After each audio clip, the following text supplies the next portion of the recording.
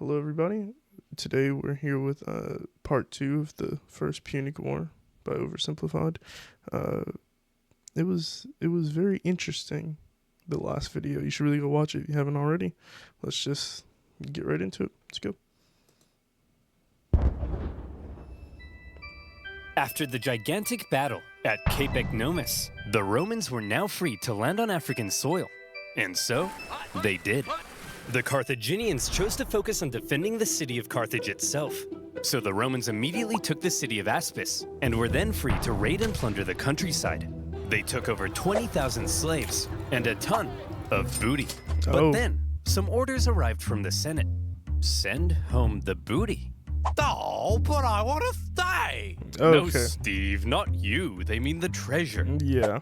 Well, we are not watching any more of this filth. Yeah. So the other consul left Probably with for the the booty, leaving Regulus and his forces on their own. And they began advancing towards Carthage. Along the way, according to the ancient writer Livy, they encountered a literal dragon. Now Livy was a Roman historian, so his account may be slightly exaggerated. But this, I believe. As the Romans continued to plunder, the Carthaginian people flooded into the city.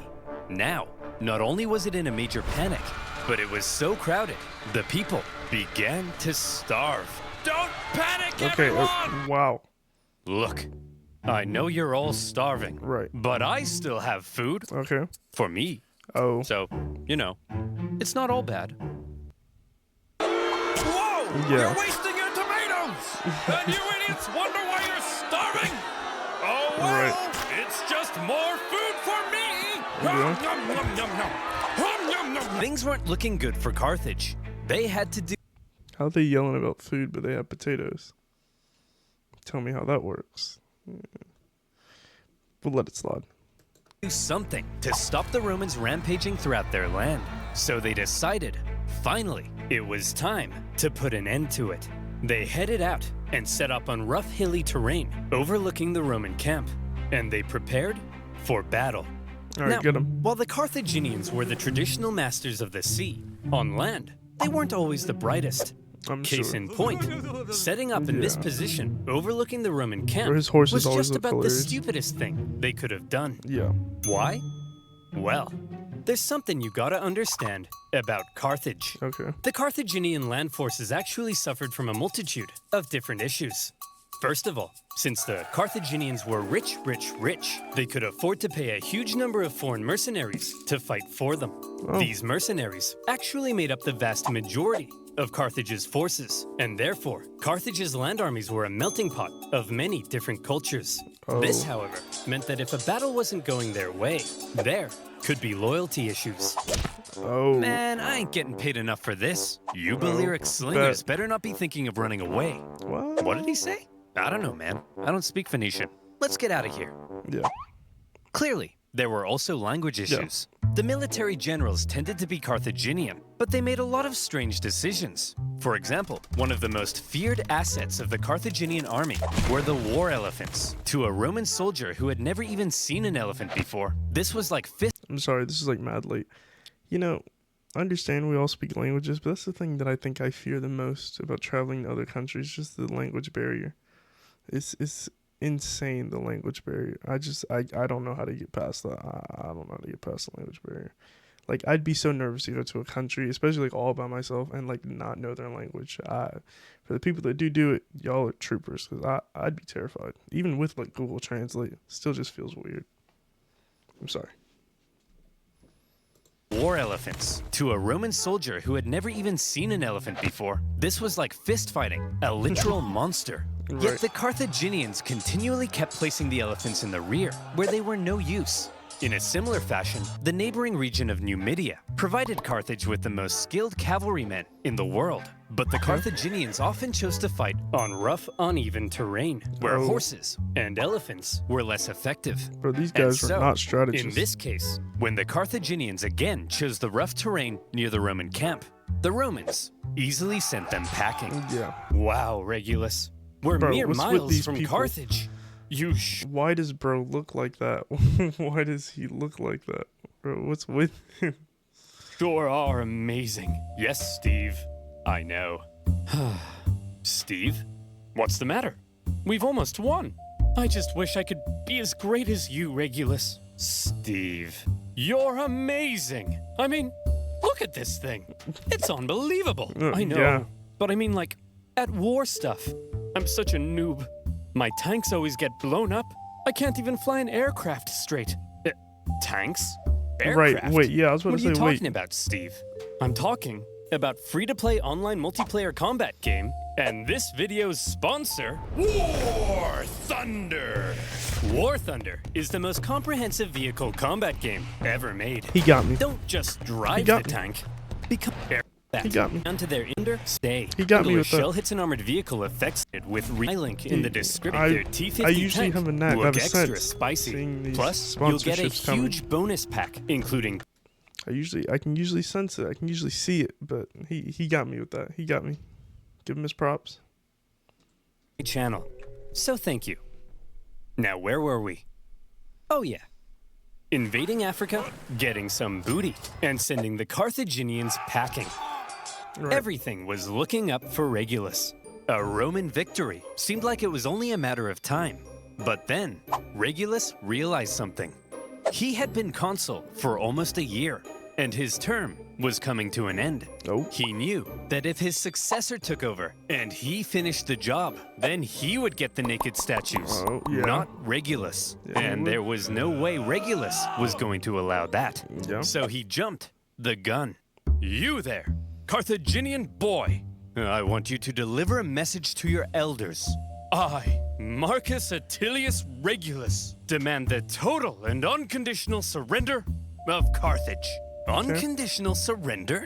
Jeez, at least lay siege and starve us all to death first. Just deliver the message, you punk! He demands your total surrender. What? Jeez, at least lay siege and starve us all to death first. Hey, that's what I said. Well, boys, this Roman thinks we're out. But we're not out, are we, boys? No! We'll do what we always do in times like this.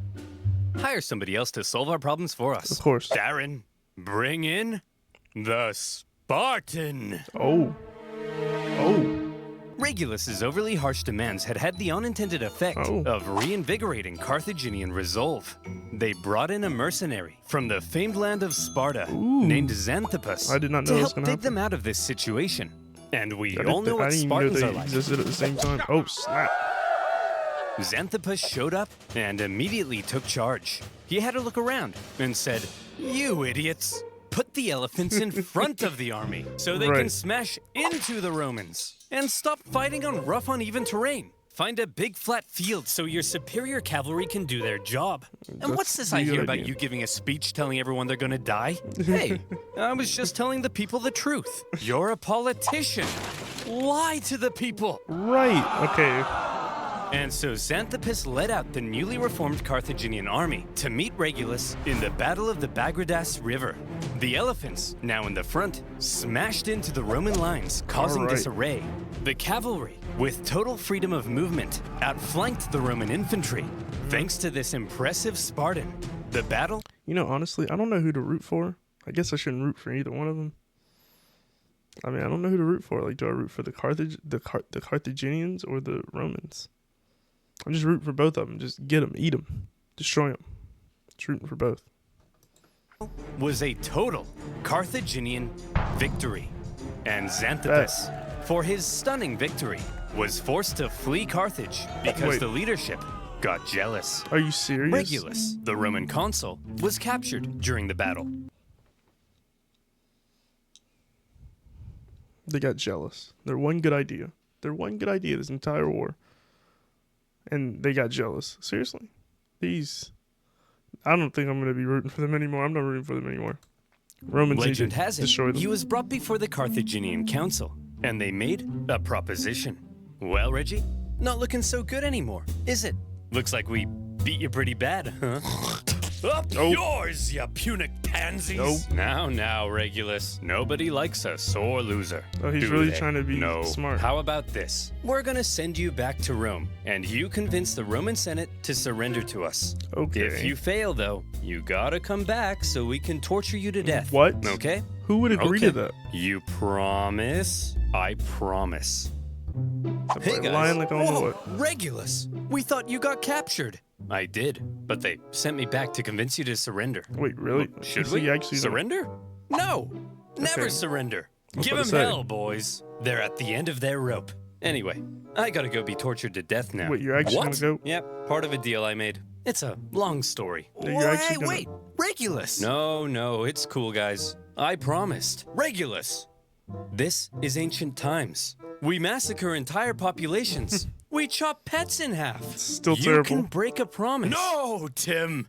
You never break a promise. That's too far. And so, Regulus went back to Carthage actually- and was tortured to death. And for keeping his promise, he was immortalized as the leading symbol of Roman virtue. Meanwhile, after their defeat in Africa, He actually did that? So out of everything they did, like you said, massacred children, cut people's pets in half. He,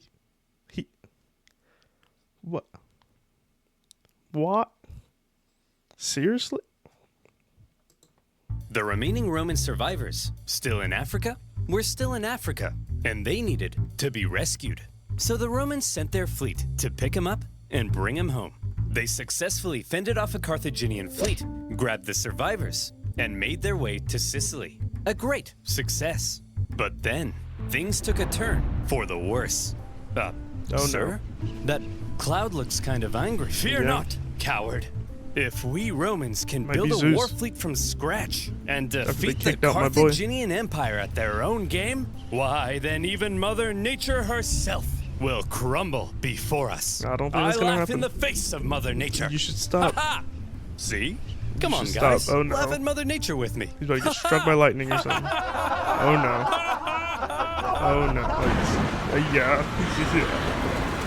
I don't know what you thought was gonna happen, my boy. I don't know what you thought. 284 ships, nearly 80% of the Roman fleet Oh was my gosh. destroyed. Oh as my many gosh. as 100,000 men drowned in a terrifying act of nature. Never before had Rome lost so many men in a single incident. 100,000 casualties for any other nation would be crippling. I was gonna say I don't know who's more stupid, the Carthaginians or the Romans, but I guess the Romans couldn't control the weather, so it's just kind of a bad luck that happened. So I guess the Carthaginians are still absolute idiots. 100,000 casualties for any other nation would be crippling. Any other nation would hastily sue for peace. Any other nation would spend decades trying to gosh. recover. Oh, but no. Rome was Yeah. not just any I other didn't hear no nation. bell. Yeah. Infamous for its unrelenting determination in the face of overwhelming odds, Rome said, well, I guess we'll just have to build another fleet. Of course. And they did. In course they just did. 3 months, Of they cour- built 220 more ships. An astonishing We can't even do that today. It takes us like 8 years to build one ship, and it costs a whole lot more. But I guess they're more technology advanced. But still, the fact they could do that in 3 months is still wild. Still wild. feat. The Romans sent out their brand spanking new war fleet, and Oh my gosh. they Oh, got caught in another storm. This time, the world hates them. They do not want. I don't know who's gonna win. I don't know who's gonna win here. I don't know if it's gonna be the Romans or the Carthaginians. But these Romans have terrible luck. Regulus, who was like pretty smart, I guess, literally basically killed himself. Because I'm sorry, can I say that? Oh no, he unalived himself essentially because he didn't want to break a promise. I'm not even gonna go into that anymore. But you got to be kidding me with this. They have terrible luck. Carthaginians are just stupid. Romans, unlucky. a whole nother fleet was lost. And still, the Romans did not give up. The course they did. Carthaginians couldn't believe it. Their enemy had just lost hundreds of thousands of men, had 2 fleets almost entirely destroyed, and they still wouldn't surrender. Of course. As one Roman poet put it, the victor is not victorious if the vanquished does not consider himself so. That's In true. typical Roman fashion, after a short break, they were once again building another fleet. However, Where they for getting all now, these people after from? all the disasters at sea, the focus began shifting back to the land campaign in Sicily. The Carthaginians, overconfident from recent successes, attempted to retake Panormus, but the Romans countered the terrifying war elephants by throwing stuff at them and scaring them away. Seriously? Having stopped the Carthaginian advance, the road was now open to the final Carthaginian stronghold on the island, Lilybaeum. Lilybaeum was an extremely well-fortified city. In 250 BC, the Romans laid siege. The Carthaginian defense, however, was fierce, and skilled blockade runners kept the city supplied. Progress was so slow that the siege would last another 9 years. Whoa. To make matters worse, the Carthaginians later sent possibly the greatest military general of the time, a man named Hamilcar Barca, to the island. He engaged in a skillful campaign of guerrilla warfare behind enemy lines, and for the remainder of the war, he was a major thorn in the Roman side. For now, with the deadlocked siege at Lilybaeum and the new Roman fleet at sea, things seemed to be at a standstill, and the Romans had to do something to break the deadlock. Thankfully, the Roman consul, Clodius Pulcher, had an idea. He tried to get things moving by attacking the Carthaginian fleet at Trapana. Now, before a battle, to predict if they would win, it was common for the Romans to look for signs from the gods. This could mean observing the weather or inspecting some cow livers. You know, typical religion stuff. In this case, Pulcher reportedly tried to feed some sacred chickens, but unfortunately for him, they wouldn't eat a crumb. A very bad sign. Well, he said, if they won't eat, then let them drink! Stupid chickens! We'll observe the weather instead. Gods, give me a sign. Ignore that. Okay, how about this? If I can get this piece of paper into that trash basket, we'll win. Okay, if I can stand here silently for 5 seconds and do nothing, we'll win. Pulcher chose to ignore the signs from the gods, and in the following battle, the superior Carthaginians tore them to shreds. It also didn't help that by now the Romans had removed the corvus to stabilize their ships, and without their secret weapon, it was a disaster, and Pulcher was disgraced. To make matters worse, the victorious Carthaginian fleet then went on to intercept a Roman supply fleet on its way to Lilybaeum. As they approached, however, they saw the signs of an incoming storm, so they took shelter. The Romans, on the other hand, said, "Onward, men! Set sail! We've got to deliver these supplies stat!" But sir, those clouds, don't you think we ought to have learned our lesson by now? Yes, Brian, we ought to have. But we haven't. Another fleet and 50,000 men lost in another storm. Disaster.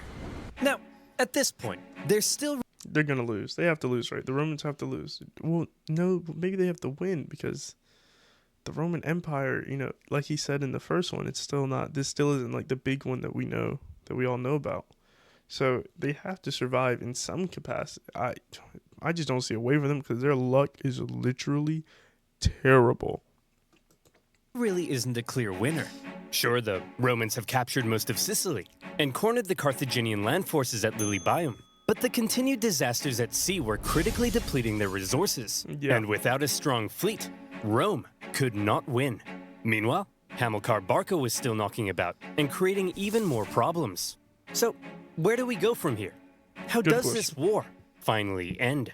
By now, the two sides had been fighting for 23 years. Oh my gosh. They were exhausted. They should be. Their money, their resources, their strength were all utterly spent. The Carthaginians in particular were eager to see the war end so they could get back to trading and making money. So after the latest Roman disaster at sea, they said, look, there ain't no way in heck the Romans can come back again. They can't possibly afford to build another fleet. They're done. They're going to, aren't they? Recall the Navy, repurpose them as merchant ships, and let's get back to making some money.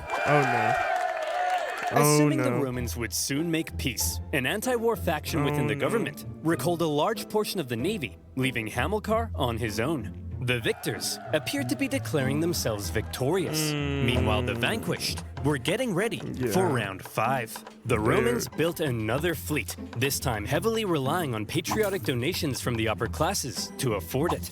And once again, they put to sea. Oh, gosh. Sir, the Romans have built another fleet. Oh, for goodness sake, Clarence, can't you see I'm busy rolling around in this pile of money? But, sir, I don't care anymore, Clarence. I just don't care. The Oh, you will. Carthaginian politicians Oh, made you a fairly will. lackluster final effort with a poorly built fleet to supply their forces in Sicily. But when the brand new Roman fleet caught them at the Battle of the Yeah, get Aegates, destroyed. even without their signature corvus, they dealt them the final blow. And that was that. 23 years of war. Neither side could afford to keep fighting, but the Romans showed that they intended to anyway. The Carthaginians had no choice but to throw in the towel. They The did? war had been long and hard for both sides, but in the end, it was Roman determination that won the fight. The Romans had spent the entire war trying to find a way to deliver the knockout blow. They learned how to build a fleet and engage in naval combat. They developed ingenious new ways of waging war. They attempted an invasion of the Carthaginian heartland, and whenever disaster struck them, they always came back, again and again. The Carthaginians, on the other hand, spent the entire war watching whatever Rome did, and then figuring out how to respond.